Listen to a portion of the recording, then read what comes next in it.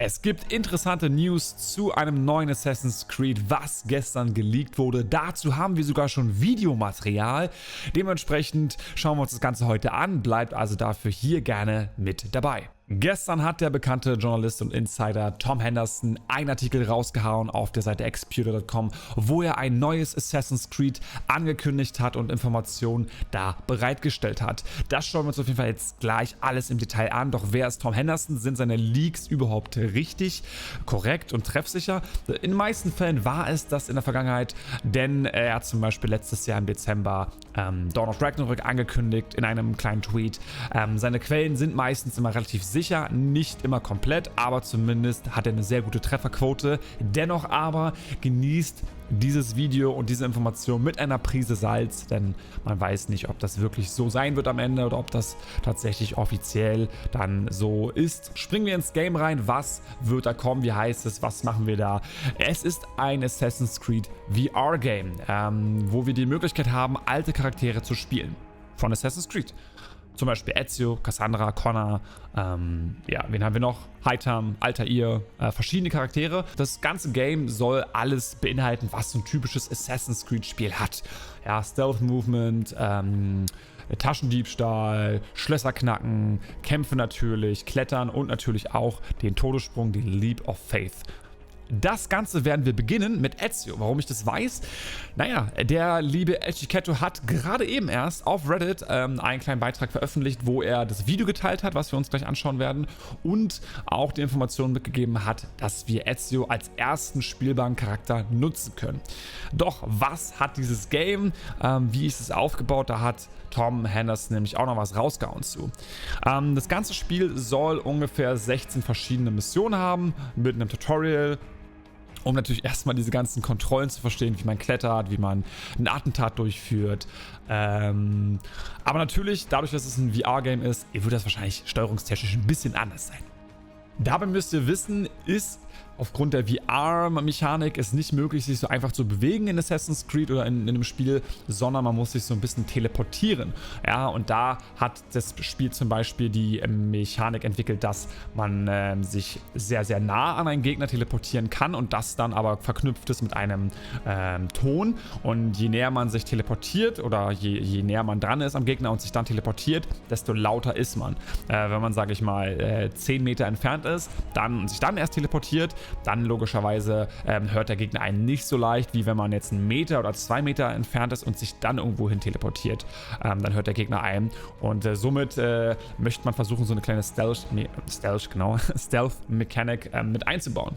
Die versteckte Klinge soll dabei auch ein wichtiges Tool sein. Ihr könnt nämlich die versteckte Klinge rausholen, wenn ihr einen Knopf drückt und dann wirklich euer Handgelenk nach vorne bewegt. Also als würdet ihr wirklich diese Klinge aus eurem Handgelenk schießen lassen. Und dann könnt ihr per One-Kill den Gegner dann eliminieren. Und wenn er alarmiert wird, dann müsst ihr das Ganze natürlich mit mehreren Hits machen. Wie das funktionieren wird, weiß ich nicht. Ich hatte zu Beginn gesagt, dass der Kampf natürlich auch eine wichtige Rolle spielen wird. Hierbei wird es auch Schwertkampf geben, aber der ist relativ basic gehalten. Der Fokus liegt ja auf Stealth und wirklich das Eliminieren mit der versteckten Klinge. Aber gucken wir mal, was der gute Tom Henderson noch so hier reingeschrieben hat. Das Schlösserknacken bietet nämlich auch im VR mega viele Möglichkeiten und soll das Spiel natürlich auch so ein bisschen in die Länge ziehen. Klar, die Dichte des Spiels, so den Wert des Spiels ein bisschen erhöhen, denn ihr habt in einigen Missionen die Möglichkeit, Kisten aufzuknacken oder auch Türen, aber über verschiedene Wege. Und das ist ziemlich cool. Dabei ist es nicht nur so ein Minigame, sondern ihr kriegt am Ende auch Belohnungen für das Aufknacken von Türen oder das Aufknacken von Truhen, das ist klar. Den Leap of Faith wird es natürlich auch geben. Hier wurde jetzt nicht beschrieben, wie der ausgeführt werden soll. Ich denke mal, wir werden die Arme ausstrecken und uns nach vorne fallen lassen. Ein interessanter Ansatz auf jeden Fall und vor allen Dingen in VR, glaube ich, eine sehr, sehr coole Sache. Das Ganze soll, es ist ja ähnlich wie das announced Splinter Cell VR, ähnliche Mechaniken, leise sein, Stealth sein. Von daher, Ähnlichkeiten wird es da sicherlich geben, vor allem, dass es auch ein VR-Game ist. Und von daher gehe ich mal davon aus, dass das Ganze vielleicht sogar zeitgleich mit Splinter Cell VR released wird oder in einem Abstand von 3 Monaten. Doch was meint ihr? Wie findet ihr dieses Game, den Leak? Wie fandet ihr das Video vor allen Dingen? Wenn ihr es gut fandet, lasst doch gerne mal einen Daumen nach oben da. Und wenn ihr nicht die Letzten sein wollt, die von diesen Informationen erfahren in der Zukunft, dann wisst ihr, was ihr tun könnt, nämlich den Abo-Knopf drücken und die Glocke dabei aktivieren. Da würde ich mich mega freuen. Und für alle Leute, die sich das Spiel wirklich kaufen wollen in der Zukunft und wissen wollen, okay, wann kommt es raus und wo kann man es spielen, auf welchen Plattformen, bleibt gerne noch ein bisschen dran. Ja? Denn wir haben noch ein paar Informationen von Tom bekommen. Wir wissen natürlich, dass das Ganze in verschiedenen historischen Epochen spielt. Also ähnlich wie Assassin's Creed Infinity. Man könnte also sagen, vielleicht ist Assassin's Creed Nexus einfach so eine Light-Version, ja, um das Ganze vielleicht so ein bisschen anzuteasen, um den Leuten so eine Idee zu geben, wie ein Infinity aussehen könnte. Und dann mit AC Infinity wird quasi die Riesenbombe rausgehauen, wo man dann diese verschiedenen historischen Settings komplett abdeckt in größeren Scale, im größeren Umfang. Da bin ich mal gespannt. Aber wann kommt das Ganze raus und auf welchen Plattformen natürlich? Wir wissen von diesem Leak, dass Assassin's Creed VR von Ubisoft Red Storm Entertainment entwickelt wird, mit Unterstützung von Ubisoft Düsseldorf, Mumbai und Reflections. Das Ganze soll dann, laut dem Leak in den nächsten 12 Monaten released werden. Könnte also sein, dass es vielleicht zum 15-jährigen Jubiläum von Assassin's Creed released wird. Ich meine, man spielt verschiedene Epochen, verschiedene Assassinen, würde auf jeden Fall Sinn ergeben oder zumindest wird es vielleicht dort, angeteased. Dann haben wir natürlich noch die Plattformen.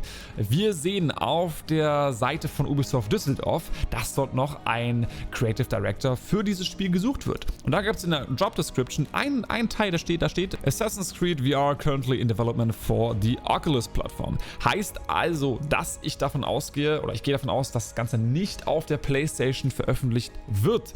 Denn soweit ich es jetzt gelesen habe und verstehe, ist Oculus nicht anwendbar auf der PlayStation und somit nur, ich glaube, auf Xbox, also Microsofts Plattform und dem PC natürlich, weiß aber nicht genau, wie das Ganze ist.